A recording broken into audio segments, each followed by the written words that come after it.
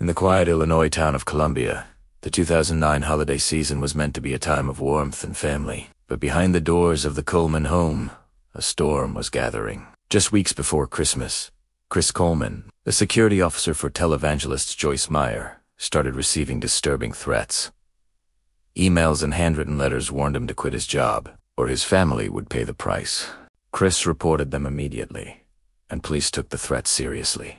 But no one could have predicted the horror that would unfold. On the morning of May 5, 2009, Chris called police from his car, worried because his wife, Sheri, wasn't answering her phone. Officers arrived at the house before he did, and what they found inside was a nightmare. Sheri and the couple's 2 young sons, Garett and Gavin, had been strangled, and red spray-painted messages covered the walls, echoing the threats Chris had received.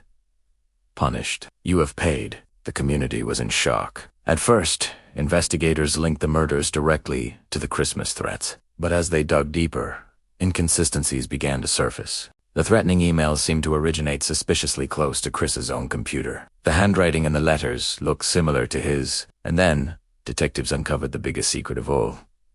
Chris Coleman was having an affair with a woman in Florida, someone he had reportedly promised to marry after his divorce. Chris insisted the threats were real and that someone else had targeted his family. Investigators, however, started to piece together a different story. They determined the family was killed hours before Chris claimed he left for the gym. Digital forensics showed the threatening emails were sent from Chris's own laptop, inside his home. Still, the defense argued that evidence was mishandled and that investigators had tunnel vision from the start. In 2011, Chris Coleman stood trial. Prosecutors argued he wanted a new life, free from a messy divorce and the scandal that would cost him his job. They painted a picture of a man living a devastating double life. After just 15 hours of deliberation, the jury found him guilty on all counts. He was sentenced to life in prison. Even after the verdict, the case remains one of the most debated in Illinois history. Supporters point to what they call circumstantial evidence, while others believe the investigation was solid. The Christmas threats that once seemed like a terrifying warning became the chilling opening chapter of a tragedy that destroyed a family.